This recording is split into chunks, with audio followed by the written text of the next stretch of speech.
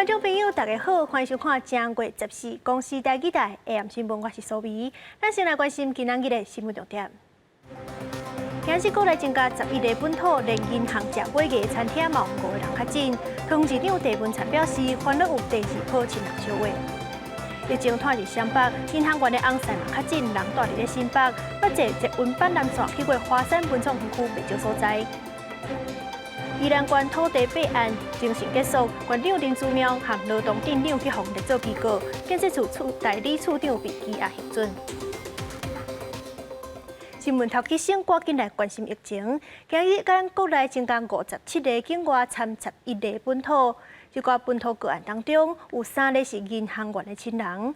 其中较值得注意的是，这间银行食买的CT牛排有3个员工和2个人客确诊。另外，指挥中心宣布讲，对明仔载开始轻症的患者袂送病院，改送集中检疫所，也是防疫旅馆，减轻病院的负担。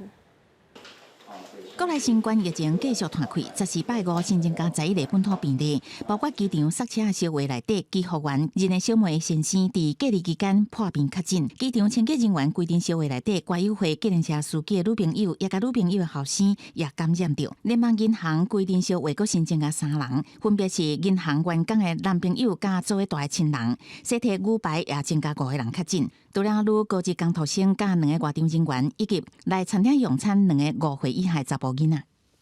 当天有7个，一家有7口人在那用餐。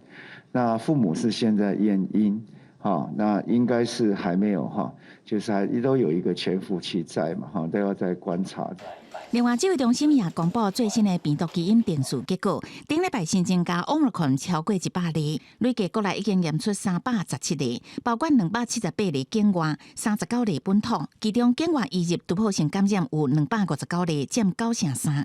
目前也还是没有观察到有这个重症的个案，那这个大概一半是这个无症状，一半是轻症所以这个部分大概跟国际上观察到的一个趋势是相吻合台北市联谊仁爱园区护理师的感染源也找到定序结果是 Omicron， 甲捌照顾过确诊病患的数例同款，属有独立的传播链。指挥中心考虑到最近确诊者大部分拢是轻症还是无症头，宣布15拜六开始，轻症患者无送病院，改送集检所还是加强版的防疫旅馆。那我们也会订立一个轮值表，然后分段这样子分级的来分送，希望能够减轻医疗院所的压力。因应国内疫情紧张，指挥中心也为15拜六开始，重新启动1922公费疫苗预约平台，提供已经注2剂，而且满12礼拜以上的18岁民众预约注第3剂疫苗。为拜六早起10点开放预约，照年纪分流预约，注射时间是17至23。指挥中心强调，本期预约未发送提醒简讯，请民众爱注意预约的资讯，家己前往注射。记者综合报道。咱头拄则讲着讲，银行食买嘅迄间餐厅有3个服务生和2个人客确诊，这2个人客拢是幼囡仔，含1岁和3岁，所以到当和银行有牵连的病例已经有17个。另外，歌友会迄条传播链嘛，阁增加1个，是瓦城泰式餐厅的杜志西，也阁有医护员的客小妹。除了进前已经公布的4个同事和2个亲人，今日伊的翁婿嘛确诊。透早防疫消毒车倒来中立西体门市四周围沿路消毒，因为13暗验出一个阳性个案，CT 值22.5，甲联邦银行传播链有关系。这个员工是中立某一个高级女学生，因为确诊，学校紧急宣布停课14天，后来也进行彻底的消毒作业。指挥官陈时中表示，女高职生敢若注1剂 BNT 疫苗，西体传播链除了高级女学生，也有2个员工确诊，也甲2个人客感染着，而且敢若1岁甲3岁，因拢同一天同一个所在用餐甲活动。知道小朋友比较会跑来跑过去，是不是有这样的一个触摸到的一个风险？联邦银行疫情扩大，唔但为何餐厅员工人客，14个新增加3个行员的亲人，有行员的妈妈、男朋友也甲翁婿，拢总14个行员，3个家属，拢总17个人确诊。另外，歌友会传播链阁新增1个确诊个案，是计程车司机按17368，做伙大个亲人女朋友的后生，瓦城泰式餐厅总铺师 CT 值敢若20，1月12破病10确诊。瓦城也发声明稿强调，已经完成全部的消毒，暂停营业3天。工。那餐厅如果是厨师的话，基本上他们在做菜的时候，大部分都有戴口罩或戴着一个小面罩，都有这样的一个基本的防护在。若是技护员人的小妹按1507，伊的翁婿嘛较紧。啊，毋过这位官陈市长是讲对社会威胁较细。目前技护员的人的小妹拢总是同事3个厝的人嘛较紧。对着疫情断开，通市长郑文灿宣布，这个比赛观众袂使入场，关门比赛。那我们进行中的 SBL 直男还有 T1 联盟就停止观众进场，那采取闭门比赛的方式。同市政府也公布15个确诊者，拢总行过28位，包括新港3月百货桃园站正店、大润发中立店、IKEA 桃园店、Costco 桃园中立店、中原夜市啊，这市政府呼吁民众，若是有行过这个所在，身体无拄好，赶紧采检。记者综合报道。来看病例行踪，今日增加的病例当中，有一位是银行员的翁婿，因翁仔某伫咧正月初8到正月初10，捌坐捷运板南线，嘛捌去过华山文创园区等等袂少所在，所以有伫咧迄段时间去过迄个所在，观众朋友都爱注意家己的身体状况。另外，台北市宣布讲，对明仔载开始，室内外运动拢爱全程挂嘴压。桃园联邦银行规定小话持续扩大，14新增加确诊个案内底有一个是为新北市来的，按1777137岁男性，是银行确诊员工按17738的翁婿，伫台北市上班。上北市接触的有31个人，当地居家隔离，扩大采检87个人。1月初8至初13天，翁仔某2个人捌坐板南线到中孝东路华山文创园区树林安和路这个所在。1月13号现在已经到医院的病房去隔离治疗，目前没有任何症状。1月12号喉咙痛，他用家用快筛的时候是阴性，可是1月14号上午的 PCR 是阳性。还有按17801住伫北投，工作地点是桃园联邦银行员工捌食饭的西铁餐厅。通勤路线是捷运淡水线甲台铁。车站捌去过自强市场，也甲运动搜狗甜补店。本土疫情互上北市全面避战，新北市长侯友宜也做上海打算。那目前入日率大概60%几，防疫旅馆就可以做好适时的调整，变为集中检疫所。所以这些都是在我们现阶段最坏打算。这几天台北市的防疫旅馆就达到极限了，大概只剩下1% 的床位而已。台北市防疫旅馆量名正暗，伫台东区有一间防疫旅馆发生一个确诊者随便离开房间，捌接触到的理干事甲员警因为安尼隔离，会罚10万块。为了确保医疗量能，台北市15要启动防疫专责旅馆，为检谈活动中心开始，优先予20至40岁无症头的确诊者住。各呼吁中央来推动疫苗护照，减少对民生经济的冲击。不保证他们只在北区活动，绝对不会跑到南部去的。所以这条倒是讲我想了很久呢，我举棋不定，恐怕啦最后一招是用我这个方法，疫苗护照。每个是毋是要停办，郭文哲也会决定。不过会当确定，就是15开始，台北市室内户外运动拢爱挂嘴暗。记者综合报道。若要赶的赴旧历年登记厝内团圆，上班这礼拜就爱入境去检疫，所以这2天入境的人数是清悬，简单其他日都有3600多人。早起到第6架长途航班落飞机进前的采检都验出29个确诊，阳性率是7.6%。桃园机场前进指挥所的指挥官王必胜就表示，这3天半长途航班计共有139个人确诊。民众伫机场拖行李，准备要做采检，为着赶伫申请进前，会当登去厝邻甲厝内的人团圆。桃园机场14、15入境的人数是上侪。根据指挥中心的掌握，估是14都有3600外个人入境，其中早起6个回轮机的机抓，到机场 PCR 的采检有29个人确诊，阳性率是7.6%左右。今天早晨有6班班机，那有382个人接受检验。那么其中有29位是阳性，只要戴好口罩，那保持这个适当的距离，不要到处触摸这个快速的通关，我想风险应该还是可以控制的。越南其实境外入到现在我们都没有侦测到有 Omicron， 那东南亚这边看起来除了菲律宾以外，目前我们也没有侦测到这个 Omicron 境外移入的病例，所以目前来讲大概就欧美、中东这部分看起来还是我们比较这个需要严守 Omicron 这个来源地。为11开始3天半以来，拢总有139个人确诊，阳性率嘛是7.6%。王必胜认为讲，无论是过一天的数据，或者是3天半以来，阳性率差不多拢是7%多左右，看起来是真一致。因若有民众投诉讲，飞轮机降落了后，入关之前所有旅客要是南做一回，就算是伫候机室，体检结束了后才入境，要受风险。针对这点，王必胜讲，远道的机抓降落了后做采检，各航班拢是有分开来进行的。机场很大，它的动线拉得蛮长的。那即使是有这个不同班机一起的时候，也不会有太多的地方会有聚集的问题。那么再加上说现在长程航班已经筛检完阴性才放行，那我想说这个风险已经下降到很低了哈。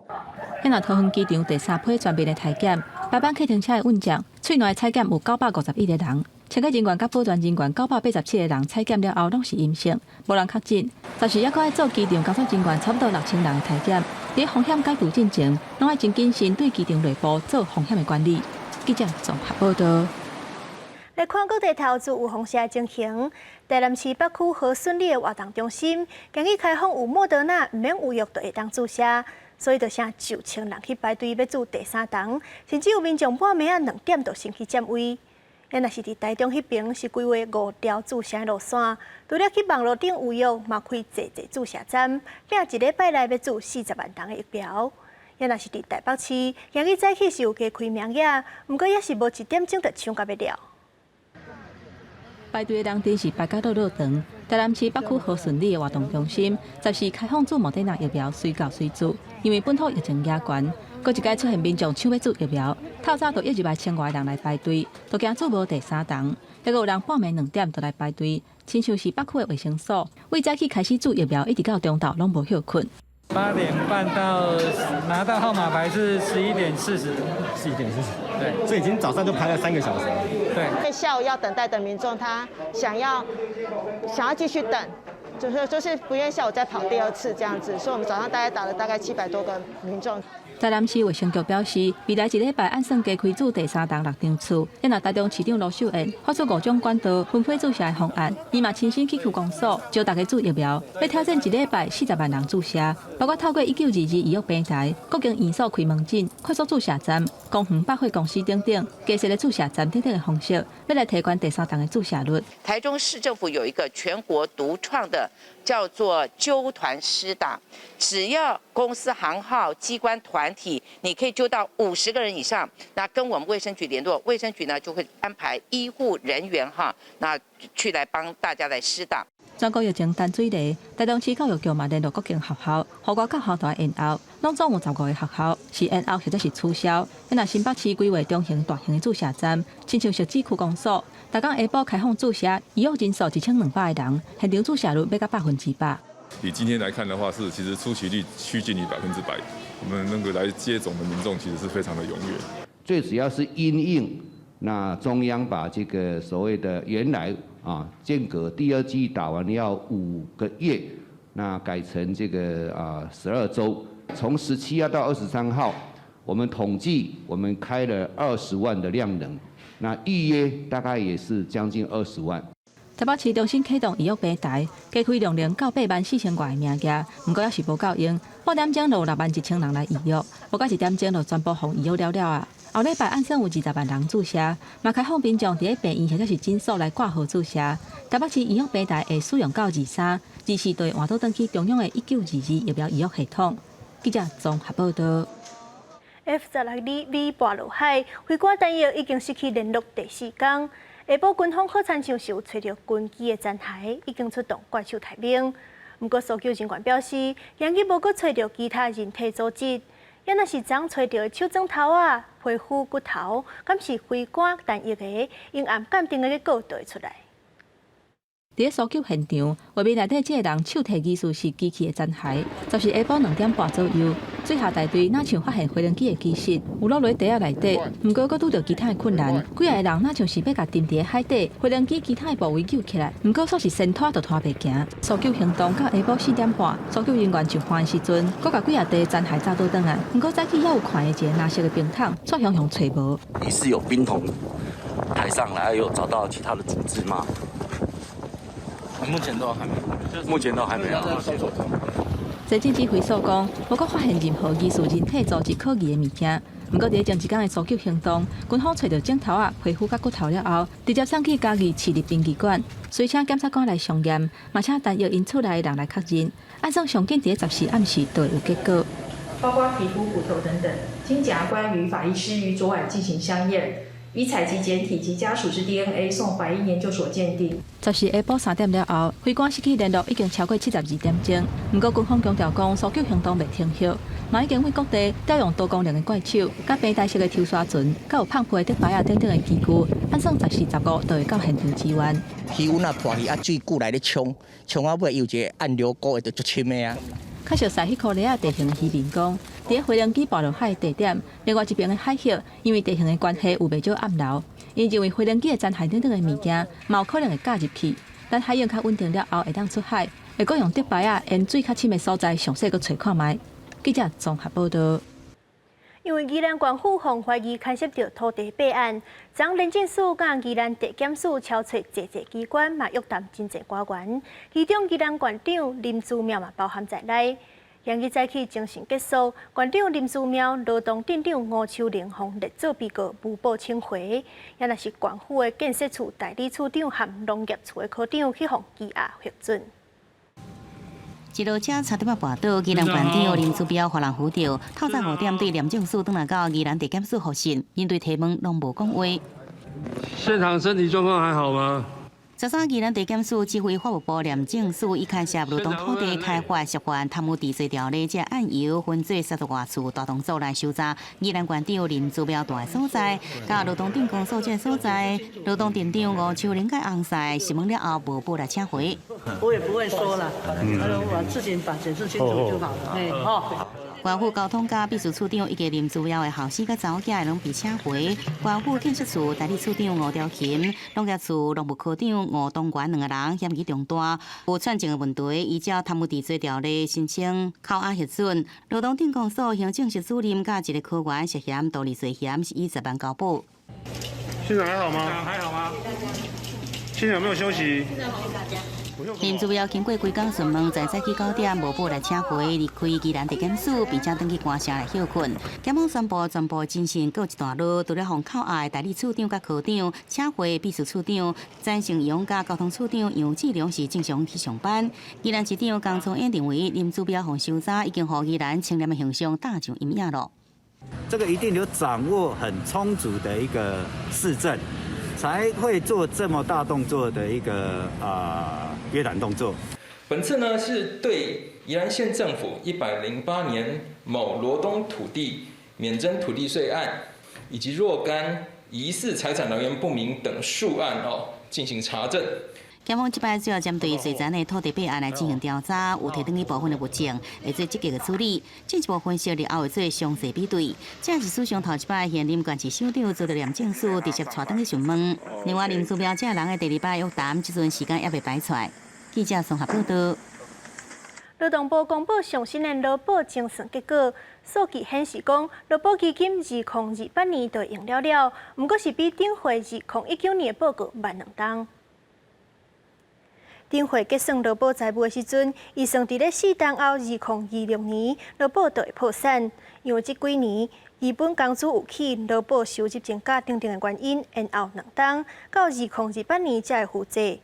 真侪人烦恼讲，劳保年金的改革拖拖刷刷，劳保真紧就会破产，甚至年金嘛愈领愈少。今日这份报告出来，财务有小可较亮相，劳保年金的改革敢会阁拖慢去，引起关注。一位伫咧中华进行咧抢做原料配送员的杨小姐，做年外了后，发现脚底抖痛去看医生，互诊断讲是脚底筋膜炎。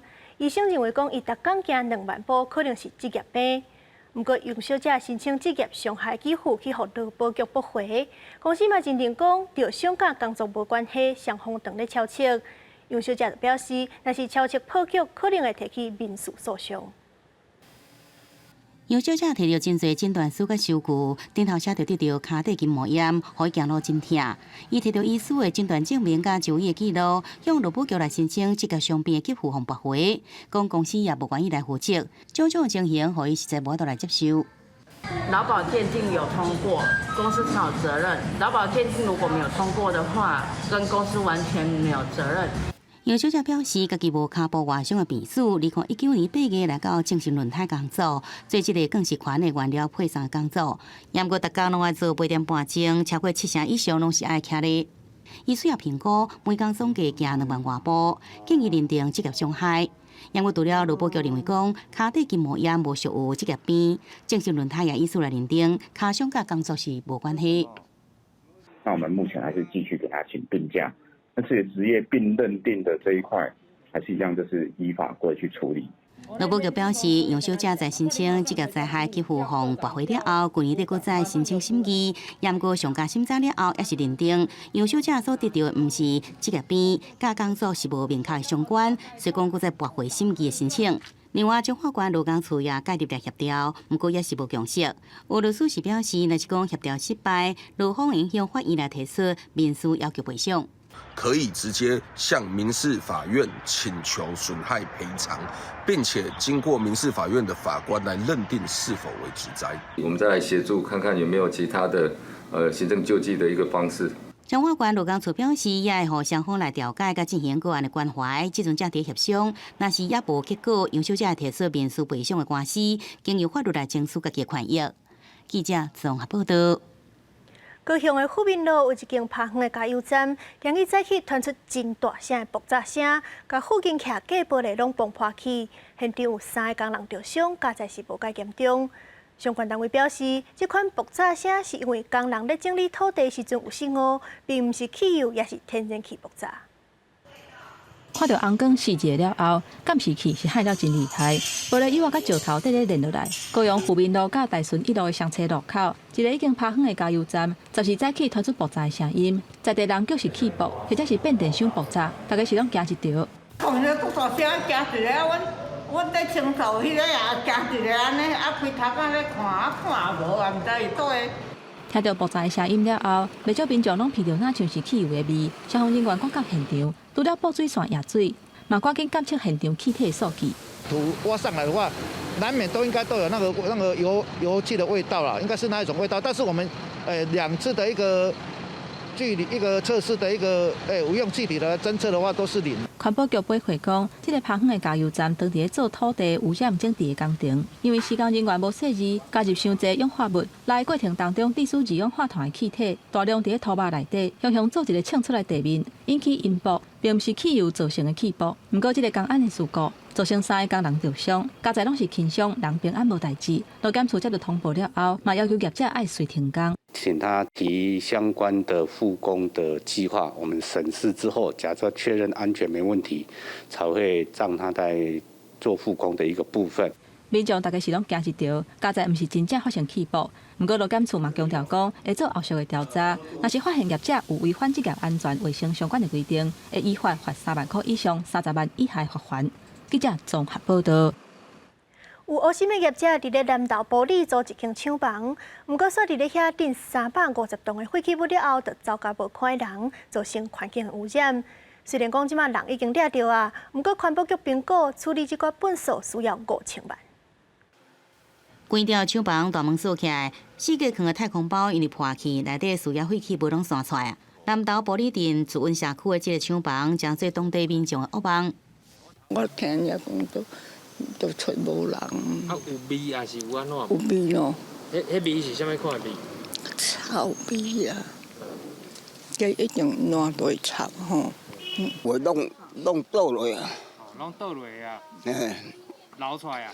流出来，迄来，规间内底蹲足者。南投环保局表示，2019年8月有不少人士在当地承租一个厂房，地室内挖坑真侪需要废弃物。和民众检举了后，环保局会同警方甲处处去稽查，发现有真侪太空包内底放真侪塑废胶，也有粘粉料，以及上百桶的垃圾、化学剂，总重超过350吨。不过承租人早就已经毋知走歹去。太空包经过2年外，早就已经破了了。环保局评估，若是要甲这废弃物清运掉，大概要5000万块。的追查，其实行为人已经有有找到，而且移送法办啊，而且目前法院也有判刑啊。后续的部分我们会请那个行为人来清除啊，限期清除。那如果不清楚的话，这个部分我们也会依法可以来给他进行代履行。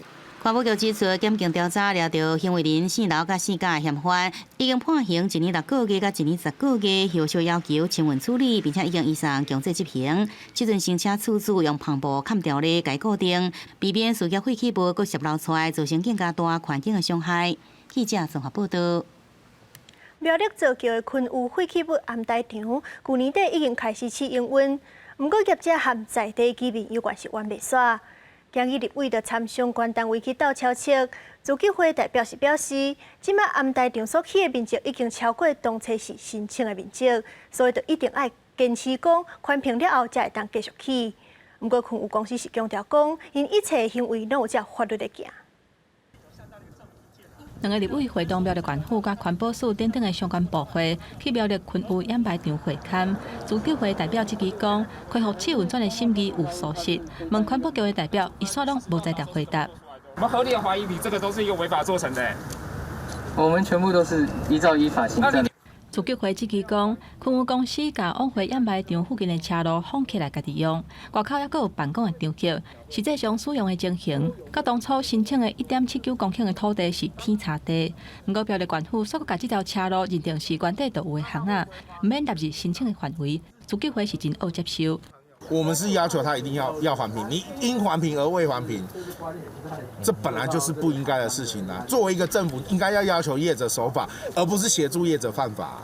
不过，昆有公司的代表嘛控诉自救会对因使用暴力，嘛强调讲申请迄当中的法规规定讲，开发范围伫2公顷以下都免宽平，而且提出诉愿成功，恢复试营运的过程嘛有合法。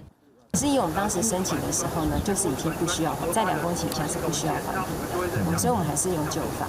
昆有公司伫苗栗造桥龙城村申请设置事业废弃物的掩埋场，去年初暂停试营运了后，业者提诉愿成功。12月20日，苗栗县环保局搁一届同意试运转的计划，伫28发生冲突，立委甲环保署表示有必要进行重新审议。在20多年前的这个设置许可之后，事实上20年来始终没有办法取得处理许可、运转许可的情况之下，到底这个设置许可还能不能够存在？争议，连外道路部分，还有刚刚所提到的那个水泥建筑物地磅的部分，我们都会逐一的来做确认。环保署表示，为目前使用的情形来看，应该把连外道路甲附近的设施纳入兴办事业计划范围，已经进一步了解苗栗县府审批的过程敢受疏失。记者综合报道。美国总统拜登去年捌下令，要求100个人以上的企业员工拢爱注疫苗。不过，这项规定即马是去予美国的联邦最高法院驳回。即阵美国疫情因关是拖甲抓袂牢，昨一天都有110万人确诊，所以总统就下令讲，军队爱去地方病院斗3天，搁要买5亿份的检测剂含喙安，予民众使用。拜登政府伫去年9月捌要求美国企业伫1月初时进前落实疫苗强制令，只要公司规模伫100人以上，都必须确保员工完整自柜，安尼无就要定期接受体检。不过，就伫13，美国联邦最高法院到尾以6比3否决这项牵涉到8000万企业员工的疫苗强制令。It split with the 6 conservatives on the court, saying OSHA doesn't have that authority to do that. 美国总统拜登表示，对判决结果感觉失望，因为要求企业员工注射是因为科学甲法律上的考虑，只有安尼做才会当挽救更较侪性命。不过拜登政府也讲，未来也是会继续鼓励企业实施。And we'll continue to call on businesses to immediately join those who have already stepped up, including 1/3 of Fortune 100 companies, to institute vaccination requirements to protect their workers, customers, and communities. 另外一项强制医护人员注疫苗的规定，最高法院以5比4过关。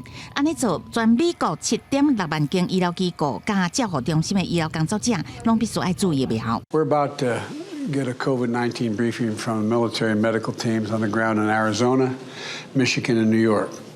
They're part of a major deployment of our nation's armed forces to help hospitals across the country manage this surge of the Omicron virus. 根据约翰霍普金斯大学的资料，13这天全美国新增加110万的确诊病例。对于这么多患者，拜登已经下令后礼拜开始，会部署国民兵、军医、军护等到疫情严重的6大州。另外，政府还加买5亿份检验试剂加 N95的喙安，免费发放给民众。公司新闻王碧文编译。法国的疫情嘛真热烈，连续3天拢超过30万例。今麦含因的卫生部长嘛已经染病。不过，因为疫情在变化，法国的校园防疫政策是变来变去，到底是要采检，也是要停课，拢一直在变，互因的老师唔知影如何是好，发起全国罢工。有票议发声明，法国教师联盟13发动全国大罢工，抗议政府的校园防疫政策一直变，互人沙无，要求加强防护的做法。因为奥密克戎影响，法国最近疫情严重。CNN 报道，1月7日新学期开始前，教育部长布朗凯捌宣布班级若是有人确诊，其他学生囡仔必须先接受一届 PCR 的检验。也阁有2届居家快筛阴性，才会使继续读册。结果7日总理卡斯特克斯又阁宣布，学生囡仔只需要3届居家快筛阴性就会使，互学校沙无涨。La question du protocole sanitaire, c'est la pointe de l'iceberg. Certes, il y a un vrai manque de respect, un énorme problème de communication. C'est la preuve même qu'ils ne travaillent pas avec nous, qu'en fait. On n'est pas considérés comme des partenaires pour travailler. On est des pions, quoi. C'est un peu l'impression que ça donne. Donc cette idée de mépris. Mais le problème, il est structurel. 根据教师联盟，有75%的中小学教师，也加62%的高中老师参加这届罢工。教育部是讲，敢若38.5%的中小学教师，也加较无24%的高中老师有参加罢工。双方讲法差真多。巴黎市长办公室表示，全市差不多58%的教师罢工，地区将近200间学校因为安尼停课1天。根据了解，总理卡斯特克斯甲教育部长布朗凯会甲罢工老师代表会面解决问题。La pandémie n'a fait que mettre en lumière une politique de réduction drastique qui est menée des personnels de l'éducation nationale. Évidemment, la pandémie a mis ça en lumière et a renforcé le problème.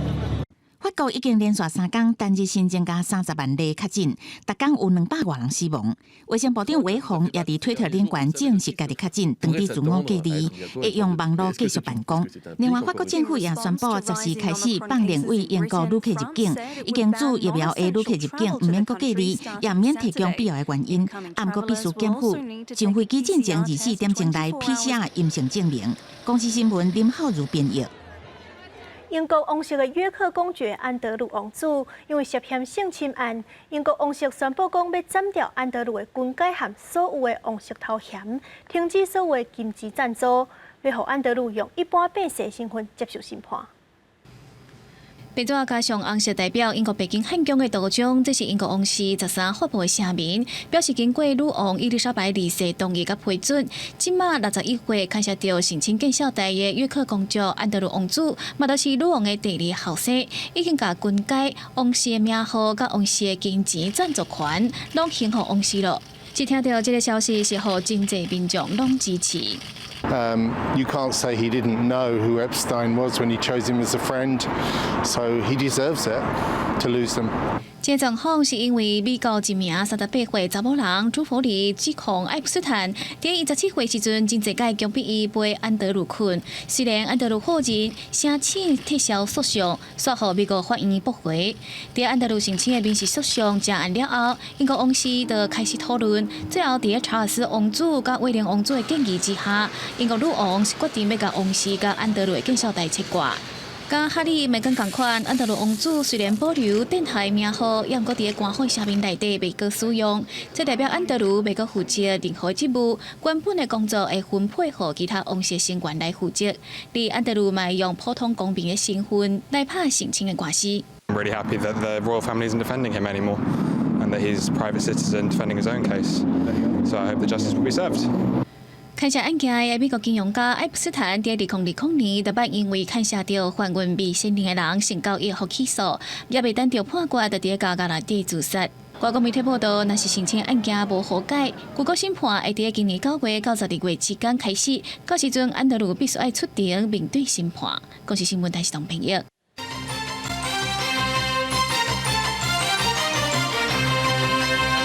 关心咱国内消息，这款奥密克戎变种病毒真够摊，咱的防疫到底敢支撑得了？有专家就建议讲，要加强社区的体检，赶紧把稳定的传播链切好断。国内新冠本土疫情摊开，对于这件代志，有专家在烦恼。Omicron因为话真紧，要加强社区的体检，安尼无社区传播力，恐惊无法度防范。如果有跟他接触的人，就是赶快去做这样的一个检测，然后找到之后阻断它的隐性传染链，这是现在目前当务之急。Omicron 真够为人，准讲熟悉防疫作业的专职病房护理人员，短几天已经有3人确诊。感染到的居家服务人员去联邦银行办代志，也将病毒喂予银行的员工甲伊的家属。国外专家伫建议，喙暗都要挂2盐，也是挂 N95，安尼才有效。对这件代志，国内医师无认同，认为安尼颠倒影响喘气，甲喙暗摕落来机会会提高。一般民众只要挂1盐，医用喙暗就会当防止病毒。面对面的2个人，2个都戴口罩的话，那其中有一个感染，那对方被感染的机会其实是10%以下。那假如说他口罩一方面有拿下来的话，他感染的机会就可以到50%。医师表示。N95的喙暗，干那处理确诊者的医护人员才需要挂，若挂伤久会影响到脑部含氧量，所以无应该挂超过1点钟。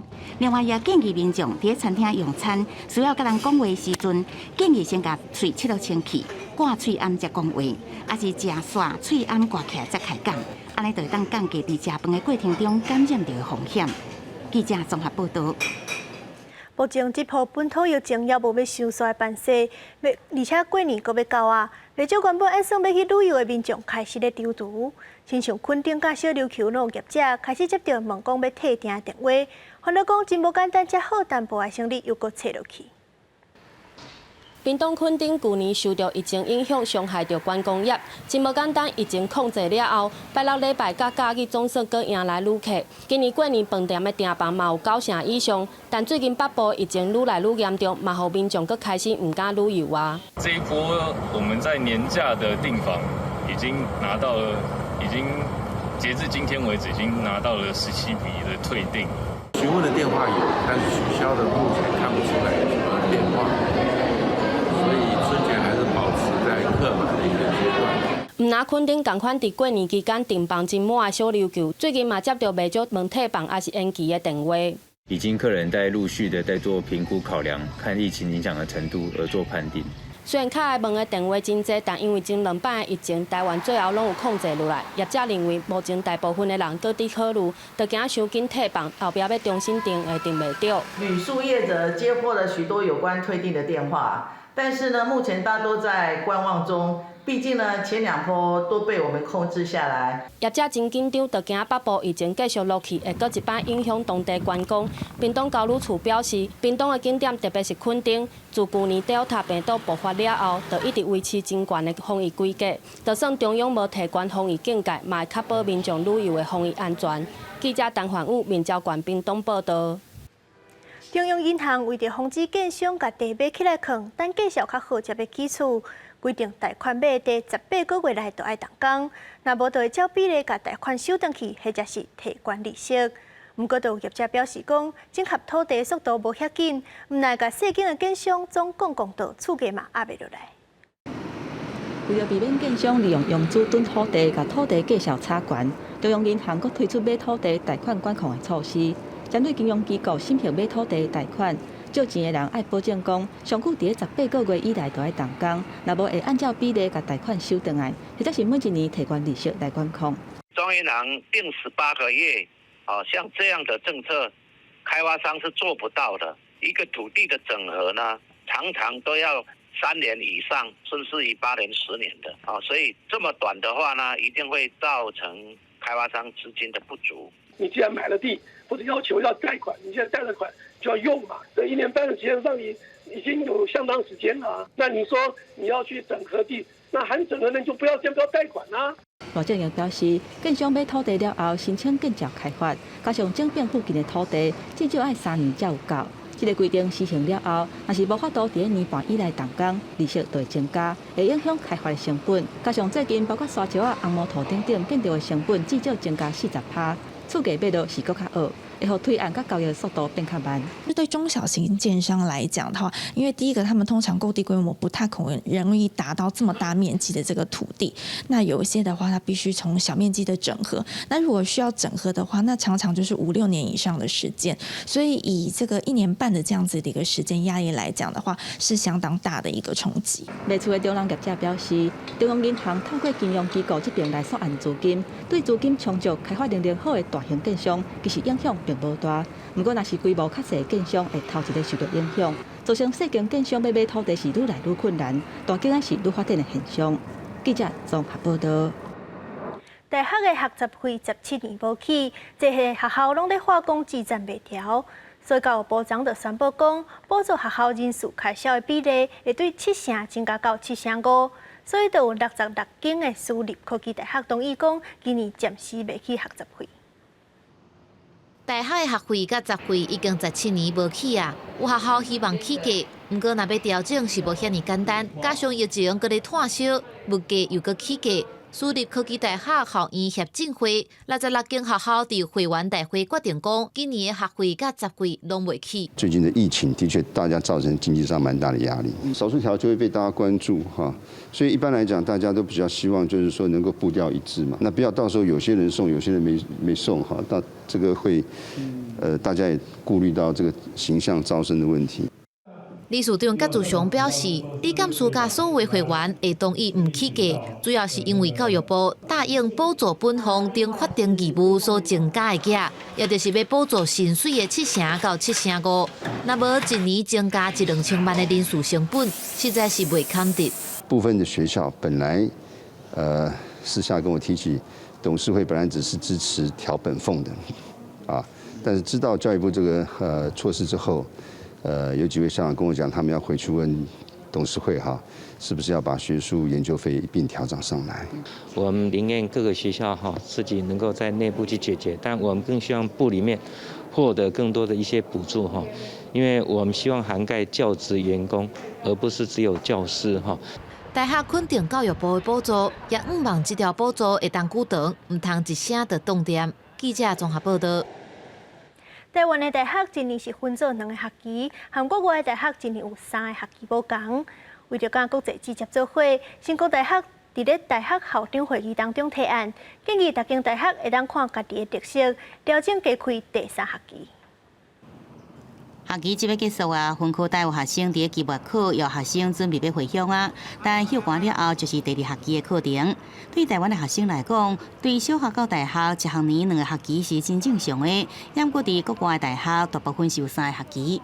这样子其实对教学比较没有帮助啦，因为其实我们的课大部分更长的状况是一个课分成上下2个学期来学，拆成3个部分的方式会比较没有那么好啊。虽然说会减少一些玩乐的时间啊，但是学习更多的东西，我觉得这样很不错啊。大学是法度正式第3学期，近几年的大学校长会议拢有讨论，今年成大搁再提案，为着对着国内高教甲国际迎接起来有帮助，建议高等教育学期制规划甲国中国小的教育来分开，并且会使看各大学的特色来调整，先增加第3学期。中兴大学校长苏富成表示，若是为着学生的授课，而增加第3学期，按现行的制度就使做了。现阶段是让很多大学也都有summer session或summer school，包括那我们要不要讲协调会，或者可以不可以一起在这个暑假的时候招生？教育部表示，支持大学甲国际迎接起来，不过学期的调整也牵涉招生、教师的聘任这相关的做法，这也需要研究。除了学年假也放好之外，可能师里面相关的一些法令可能要跟着调整，那这样整个这个制度才能够让它运作起来比较顺遂。由成大具体来提出修正各级学校学生学年学期假期办法方案。教育部长潘文忠表示，会邀集4个大学学会进一步来讨论，促进教学学习春秋的做法。记者综合报道。立法院的临时会当咧处理修宪的提案，今日就有青少年的团体伫咧立法院外口开记者会，希望讲修宪会当真正实现18岁公民权，和新世代会当参与民主政治。投票权，18岁投票权，这届就实现，这届就实现，修宪新时代，修宪新时代，青年一直在，青年一直在。大声发出心内诉求，18岁公民权推动联名号召10多位高中生，表达青少年对修宪议题关心。尤其2005年就提出的18岁公民权，更加是这次活动的重点。很多时候，青年们变得对自己的权利感到消极，还有不明白时，我们认为可以归咎在这个社会对于青年族群的不重视。过去争取公民权下修的前辈们，许多都已经过了这个年纪。所以现在，我们希望不论是哪个政党，不要再让青年对这个社会感到失望了。2017年底，公投年纪为20岁下修到18岁，有学生认为18岁公民权的实现，才会当真正落实新世代的民主政治参与。我们很关心公投的议题，但是我们不会去关心，我们这届选出怎么样的立法委员、怎么样的议员，乃至于怎么样的地方首长。那这就导致了，我们在关注这些公众事务的时候，可能会有一些缺陷。那这是一个不太好的现象。立法院目前正召开临时会讨论修宪提案，18岁公民权推动联名表示，即便是离修宪上晚的时刻，也呼吁各政党登去修宪委员会做伙理性讨论，赶紧庆贺少年人参与公共事务的权利。记者杨淑晴、谢桂林台北报道。嘉义县有一位种柑仔面的少年农民黄明佳，用当的时阵用翕相机记录台湾的农村产业和生活。2016年摕到国家地理杂志摄影比赛第2名，希望用相片会当让大家发现台湾农村的好风景。10年前返来故乡的黄明义，当咧文史内底无闲种做。伊除了平常时种柑仔面，阁有另外一个身份，就是专门翕农民生活摄影师。翕的相片阁捌摕过摄影比赛好成绩。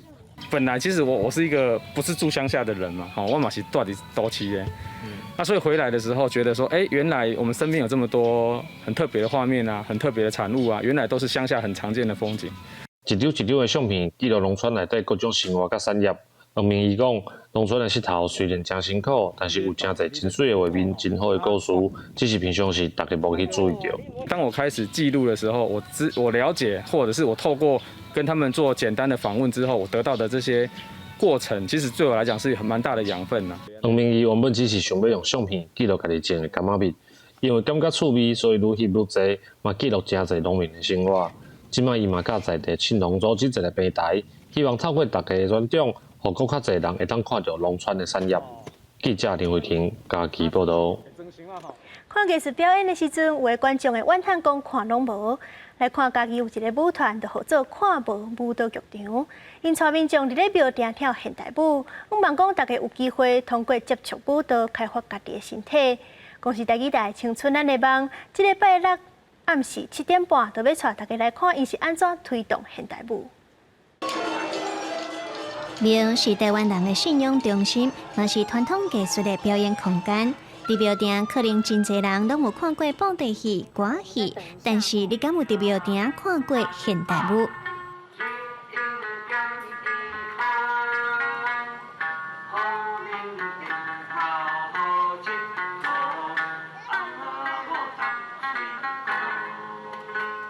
这个庙靠暗红啊，有一个很特色的地方，就是说那个人人都可以跳舞，跟人人都可以参与地方信仰的这个事情结合在一起，只是我们把它提高到了一个表演艺术的层次。因为侪人对现代舞的印象都是看无，所以号名叫做看无舞蹈剧场。因伫嘉义逐年办庙口暗访，互一般民众来欢喜跳舞，嘛通了解什么是现代舞。可能1/3的人根本就无跳过舞，嘛无看过现代舞，嘛唔知什么是现代舞。我是感觉讲，安尼学生啊，安尼舞者是上一流的，不需要先从知识，不用从定义来了解舞蹈。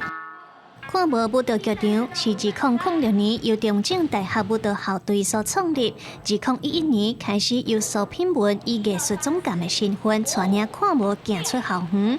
伊认为，伫无虾米专业艺术资源的嘉义，职业舞团的存在有真重要的意义。看无舞蹈剧场啊，伫家己有一个最重要的目标，都是讲这个县市有一个职业舞团。因为当他有职业舞团的时候，其实我觉得他可以制造的是创业跟就业的机会，他也可以创造的是同好之间交流的机会。看无舞蹈剧场对家己这块土地出发，唔但互现代舞的艺术生态到庙埕，嘛要支持台湾新世代艺术家继续创作，互这项看无的艺术遍地开花。记者卢尚如、林建如家己关报道。明仔载天气是安怎？咱来看各地头的详细资料。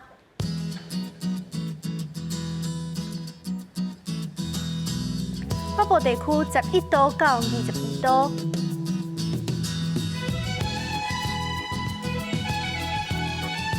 中部地区11度到23度，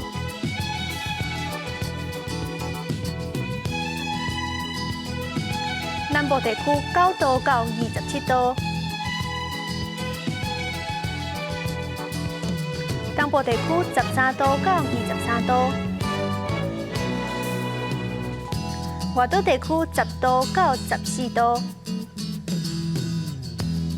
感谢你收看今日的 AM 新闻，我是苏眉，晚安，再会。